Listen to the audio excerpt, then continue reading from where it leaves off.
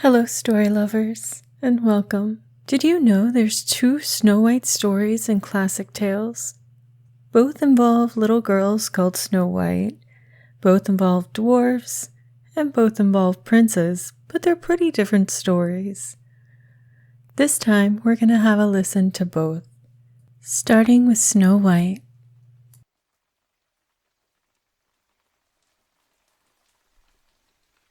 It was the middle of winter, when the broad flakes of snow were falling around, that a certain queen sat working at her window, the frame of which was made of fine black ebony, and, as she was looking out upon the window, she pricked her finger, and 3 drops of blood fell upon it.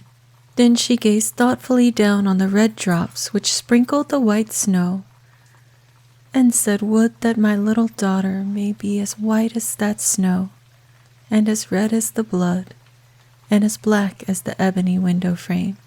And so the little girl grew up, her skin as white as snow, her cheeks as rosy as blood, and her hair as black as ebony, and she was called Snow White. But this queen died, and the king soon married another wife, who was very beautiful, but so proud that she could not bear to think that anyone could surpass her. She had a magical looking glass to which she used to go and gaze upon herself in it and say, "Tell me, glass, tell me true, of all the ladies in the land, who is the fairest? Tell me who." And the glass answered, "Thou, queen, art fairest in the land." But Snow White grew more and more beautiful, and when she was 7 years old, she was as bright as the day, and fairer than the queen herself. Then the glass one day answered the queen when she went to consult it as usual, "Thou, queen, mayest fair and beauteous be, but Snow White is far lovelier than thee." When the queen heard this, she turned pale with rage and envy, and calling to one of her servants said, "Take Snow White away into the wood that I may never see her more." Then the servant led the little girl away, but his heart melted when she begged him to spare her life, and he said, "I will not hurt thee, thou pretty child." So he left her there alone, and he thought it most likely that the wild beast would tear her to pieces. He felt as if a great weight were taken off his heart when he had made up his mind not to kill her, but to leave her to her fate. Then poor Snow White wandered along through the wood in great fear, and the wild beast roared around, but none did her any harm. In the evening she came to a little cottage and went in there to rest, for her weary feet could carry her no further. Everything was spruce and neat in the cottage. On the table was spread a white cloth, and there were 7 little plates with 7 little loaves, and 7 little glasses with wine in them, and knives and forks laid in order, and by the wall stood 7 little beds. Then, as she was exceedingly hungry, she picked a little piece off each loaf, and drank a very little wine out of each glass, and after she thought she would lie down and rest. So she tried all the little beds, and one was too long, and another was too short, till at last the 7th suited her, and there she laid herself down and went to sleep. Presently, in came the masters of the cottage, who were 7 little dwarfs that lived along the mountains, and dug and searched about for gold. They lighted up their 7 lamps, and saw directly that all was not right. The first said, "Who has been sitting on my stool?" The second, "Who has been eating off my plate?" The third, "Who has been picking at my bread?" The fourth, "Who has been meddling with my spoon?" The fifth, "Who has been handling my fork?"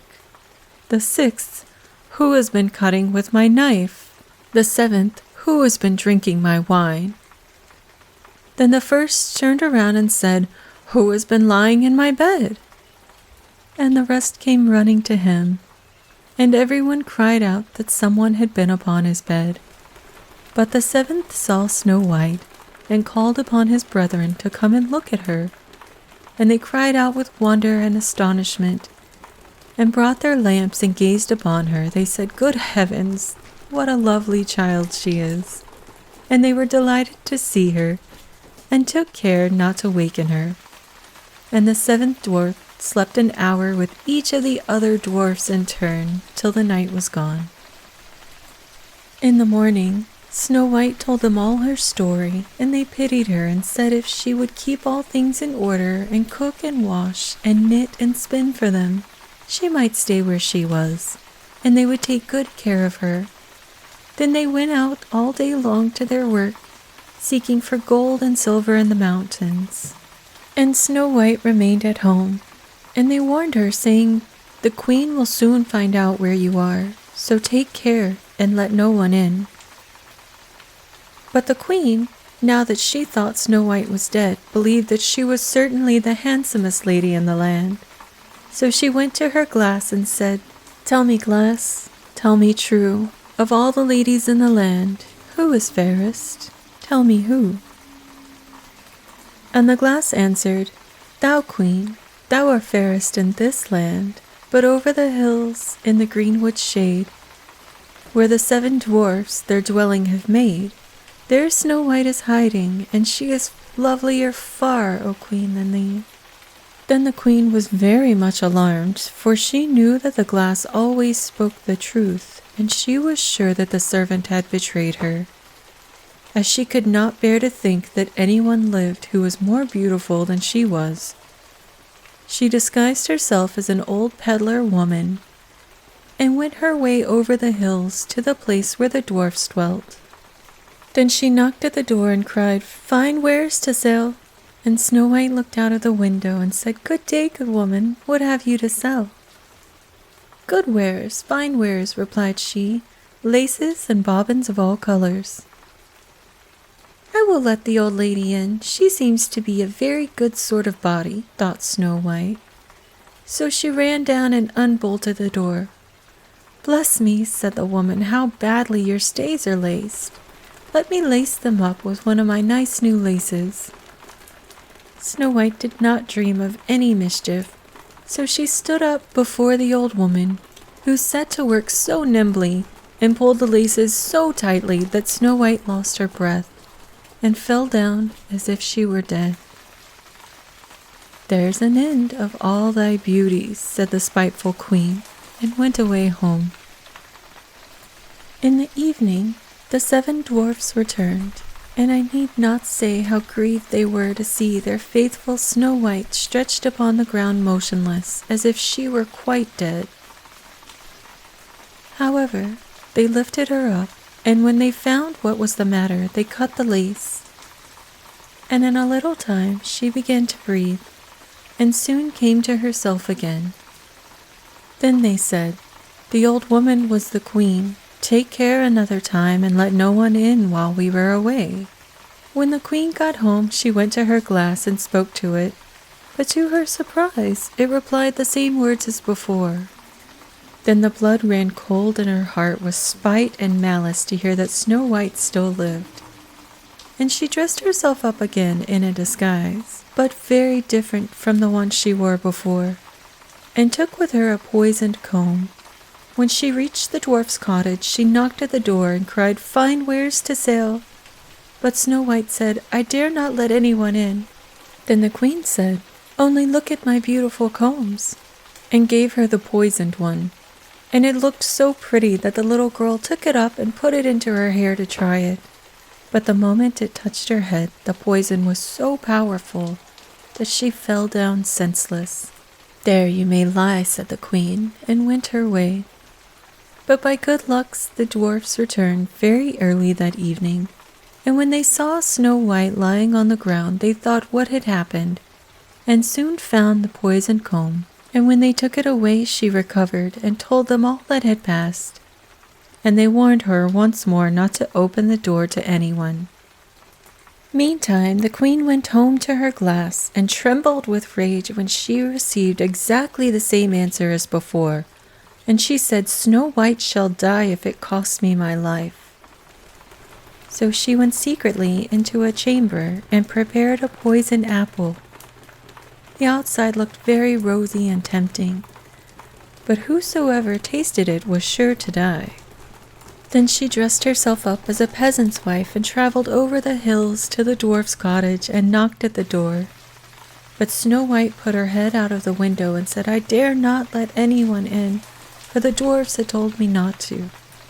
"Do as you please," said the old woman, "but at any rate, take this pretty apple. I will make you a present of it." "No," said Snow White, "I dare not take it." "You silly girl," answered the other, "what are you afraid of? Do you think it is poison? Come, do you eat one part, and I will eat the other." Now the apple was so prepared that one side was good, though the other side was poisoned. Then Snow White was very much tempted to taste, for the apple looked exceedingly nice, and when she saw the old woman eat, she could refrain no longer. But she had scarcely put the piece into her mouth when she had fell down dead upon the ground. "This time nothing will save thee," said the queen, and she went home to her glass, and at last it said, "Thou, queen, art the fairest of all the fair." And then her envious heart was glad, and as happy as such a heart could be. When evening came, the dwarfs returned home. They found Snow White lying on the ground. No breath passed her lips, and they were afraid that she was quite dead. They lifted her up and combed her hair, and washed her face with wine and water. But all was in vain. So they laid her down upon a bier, and all seven watched and bewailed her 3 whole days, and then they proposed to bury her. But her cheeks were still rosy, and her face looked just as it did while she was alive. So they said, "We will never bury her in the cold ground." And they made a coffin of glass so that they might still look at her, and wrote her name upon it in golden letters, and that she was a king's daughter. Then the coffin was placed upon the hill, and one of the dwarfs always sat by it and watched. And the birds of the air came too, and bemoaned Snow White. First of all came an owl, and then a raven, and at last came a dove. And thus Snow White lay for a long, long time. She still only looked as though she were asleep, for she was even now as white as snow, and as red as blood, and as black as ebony. At last a prince came and called the dwarf's house, and he saw Snow White and read what was written in golden letters. Then he offered the dwarfs money, and earnestly prayed with them to let him take her away. But they said, "We will not part with her for all the gold in the world." At last, however, they had pity on him and gave him the coffin. But the moment he lifted it up to carry it home with him, the piece of apple fell from between her lips. And Snow White awoke and exclaimed, "Where am I?" And the prince answered, "Thou art safe with me." Then he told her all that had happened and said, "I love you better than all the world. Come with me to my father's palace, and you shall be my wife." Snow White consented and went home with the prince, and everything was prepared with great pomp and splendor for their wedding. To the feast was invited among the rest Snow White's old enemy, the queen, and as she was dressing herself in fine rich clothes, she looked at the glass and said, "Tell me, glass, tell me true. Of all the ladies in the land, who is fairest? Tell me who." And the glass answered, "Thou, lady, are the loveliest here, I ween, but lovelier far is the new-made queen." When she heard this, the queen started with rage, but her envy and curiosity were so great that she could not help setting out to see the bride. And when she arrived and saw it was no other than Snow White, whom she thought had been dead a long while, she choked with passion and fell ill and died.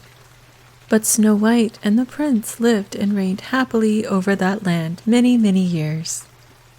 Our second tale is called Snow White and Rose Red. A poor widow once lived in a little cottage. In front of the cottage was a garden, in which were growing 2 rose trees.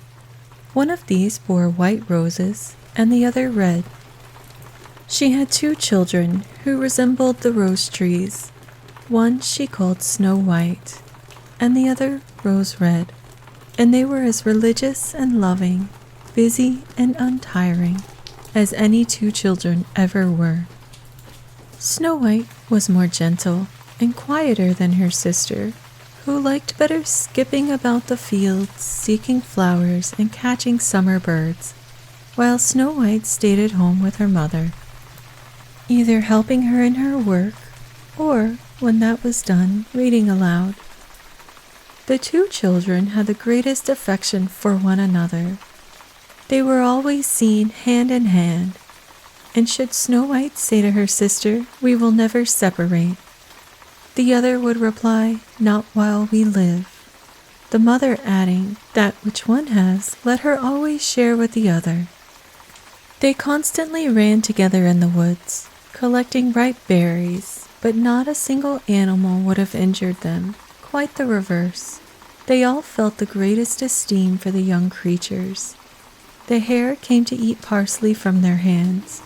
The deer grazed by their side. The stag bounded past them, unheeding.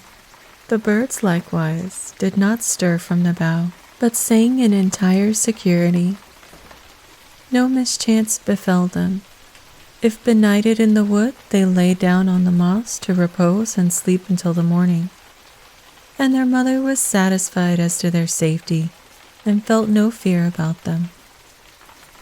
Once, when they had spent the night in the wood, and the bright sunrise awoke them, they saw a beautiful child in a snow-white robe shining like diamonds, sitting close to the spot where they had reposed. She arose when they woke in their eyes, and looked kindly at them, but said no words, and passed from their sight into the wood. When the children looked around, they saw they had been sleeping on the edge of a precipice, and would surely have fallen over if they had gone forward 2 steps further in the darkness. Their mother said the beautiful child must have been the angel who keeps watch over good children. Snow White and Rose Red kept their mother's cottage so clean that it gave pleasure only to look in. In summertime, Rose Red attended to the house, and every morning before her mother awoke, placed by her bed a bouquet which had in it a rose from each of the rose trees. In winter-time, Snow White set light to the fire and put on the kettle after polishing it till it was like gold for brightness. In the evening, when snow was falling, her mother would bid her bolt the door, and then sitting by the hearth, the good widow would read aloud to them from a big book while the little girls were spinning. Close by them lay a lamb, and a white pigeon with its head tucked under its wing was on a perch behind. One evening, as they were all sitting cozily together like this, there was a knock at the door, as if someone wished to come in. "Make haste, Rose Red," said her mother. "Open the door, for it is surely some traveler seeking shelter."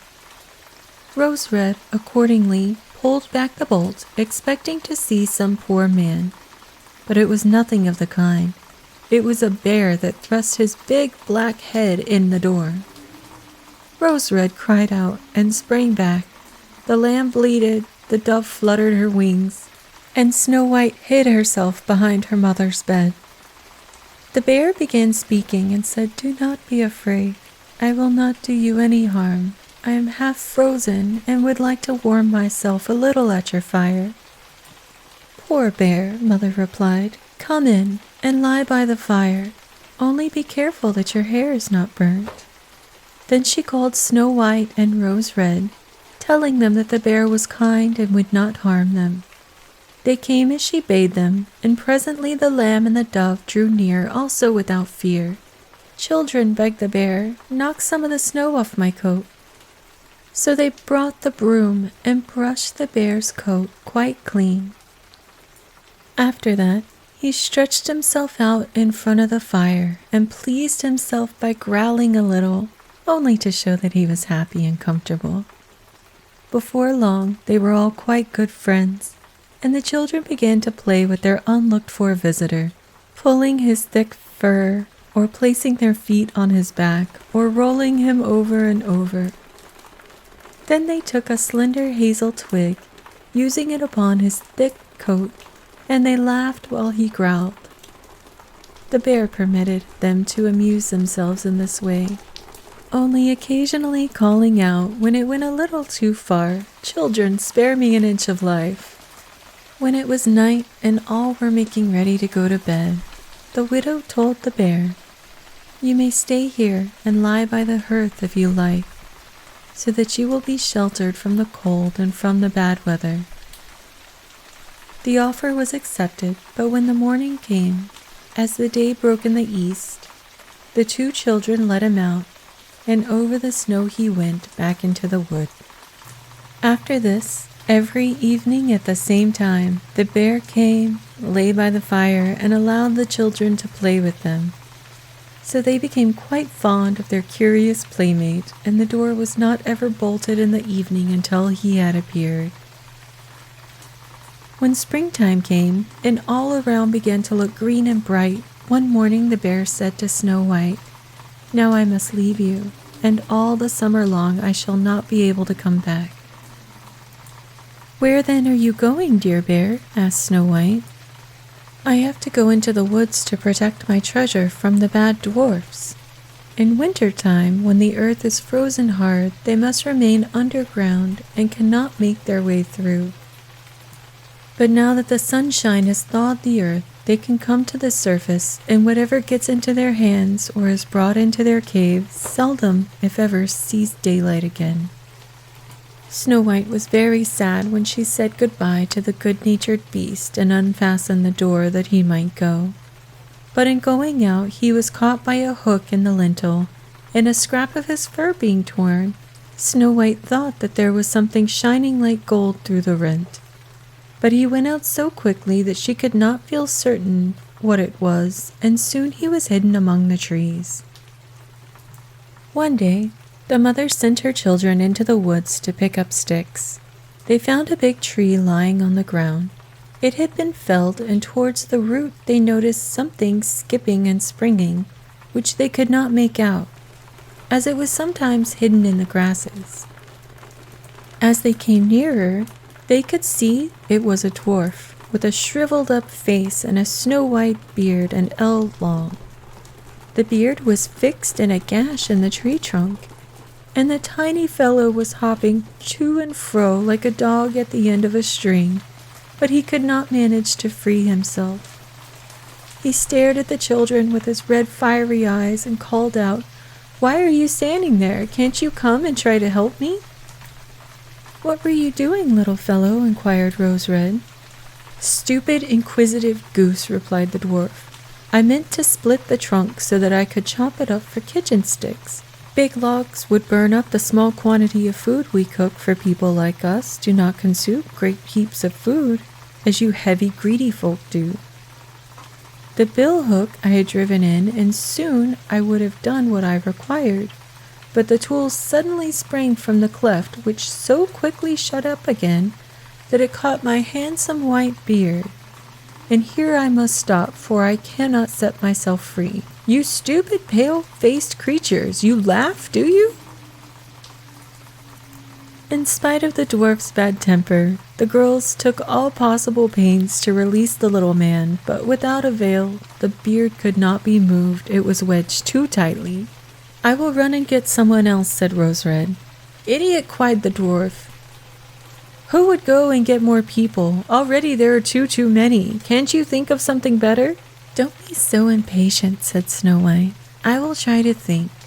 She clapped her hands as if she had discovered a remedy, took out her scissors, and in a moment set the dwarf free by cutting off the end of his beard. Immediately, the dwarf felt that he was free. He seized a sack of gold that was hidden amongst the tree roots, and lifting it up, grumbled out, "Clumsy creatures, you cut off a bit of my beautiful beard, which I am so proud of. I leave the cuckoos to pay you for what you did." Saying this, he swung the sack across his shoulder and went off without even casting a glance at the children. Not long afterward, the two sisters went in to angle in the brook, meaning to catch fish for dinner. As they were drawing near the water, they perceived something looking like a large grasshopper springing towards the stream as if it were going in. They hurried up to see what it might be and found that it was the dwarf. "Where are you going?" said Rose Red. "Surely you will not jump into the water." "I'm not such a simpleton as that," yelled the little man. "Don't you see that a wretch of a fish is pulling me in?" The dwarf had been sitting, angling from the side of the stream. By ill luck, the wind had entangled his beard in his line, and just afterward, a big fish, taking the bait, the unamiable little fellow had not sufficient strength to pull it out. So the fish had the advantage and was dragging the dwarf after it. Certainly, he caught at every stalk and spray near him, but that did not assist him greatly. He was forced to follow all the twistings of the fish and was perpetually in danger of being drawn into the brook. The girls arrived just in time. They caught hold of him firmly and endeavored to untwist his beard from the line, but in vain. They were too tightly entangled. There was nothing left but again to make use of the scissors. So they were taken out and the tangled portion was cut off. When the dwarf noticed what they were about, he exclaimed in great rage, "Is this how you damage my beard? Not content with making it shorter before, you are now still making it smaller and completely spoiling it. I shall not ever dare show my face to my friends. I wish you had missed your way before you took this road." Then he fetched his sack of pearls that lay among the rushes, and not saying another word, hobbled off and disappeared behind a large stone. Soon after this, it chanced that the poor widow sent her children to town to purchase cotton, needles, ribbon, and tape. The way to town ran over a common, which in every direction large masses of rocks were scattered about. The children's attention was soon attracted to a big bird that hovered in the air.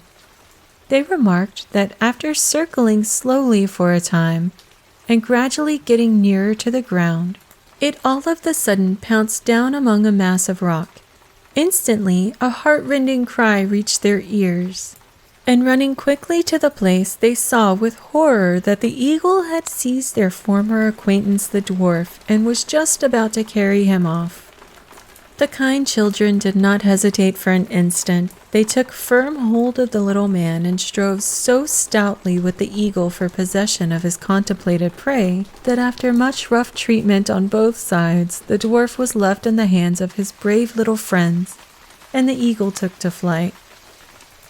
As soon as the little man had in some measure recovered from his alarm, his small, squeaky, cracked voice was heard saying, "Couldn't you have held me more gently? See my little coat. You have damaged it in a fine manner, you clumsy, officious things." Then he picked up the sack of jewels and slipped out of sight behind a piece of rock. The maidens by this time were quite used to his ungrateful, ungracious ways, so they took no notice of it and went on their way making their purchases, and then were ready to return to their happy home. On their way back, suddenly once more they ran across their dwarf friend. Upon a clear space he had turned out his sack of jewels so that he could count and admire them, for he had not imagined that anybody would at so late an hour be coming across the common. The setting sun was shining upon the brilliant stones, and their changing hues and sparkling rays caused the children to pause and admire them so. "What are you gazing at?" cried the dwarf, at the same time becoming red with rage. "And what are you standing there for, making ugly faces?" It is probable that he might have proceeded in the same complimentary manner, but suddenly a great growl was heard near them, and a big black bear joined the party. Up jumped the dwarf in extreme terror, but could not get to his hiding place. The bear was too close to him. So he cried out in very evident anguish, "Dear Mr. Bear, forgive me, I pray. I will render to you all my treasure. Just see those precious stones lying there. Grant me my life. What would you do with such an insignificant little fellow?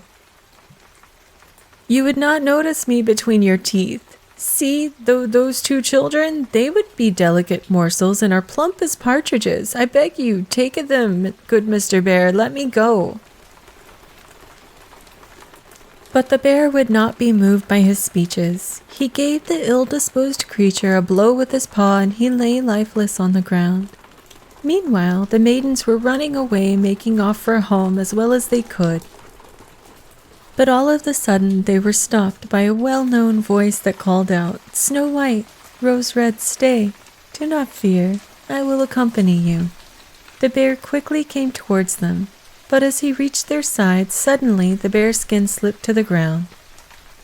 And there before them was standing a handsome man, completely garmented in gold, who said, "I am a king's son who was enchanted by that wicked dwarf lying over there. He stole my treasure and compelled me to roam the woods transformed into a big bear until his death should set me free. Therefore he has only received a well-deserved punishment." Sometime afterwards, Snow White married the prince and Rose Red his brother. They shared between them enormous treasure which the dwarf had collected in his cave. The old mother spent many happy years with her children.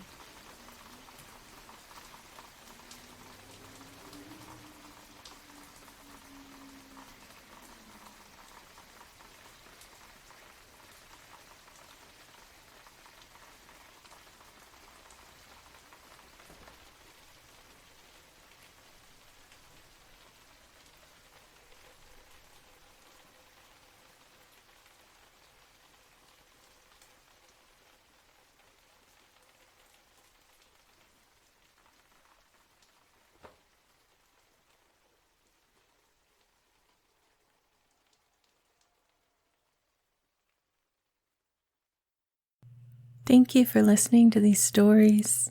If you're still awake and you'd like to listen to another, click here.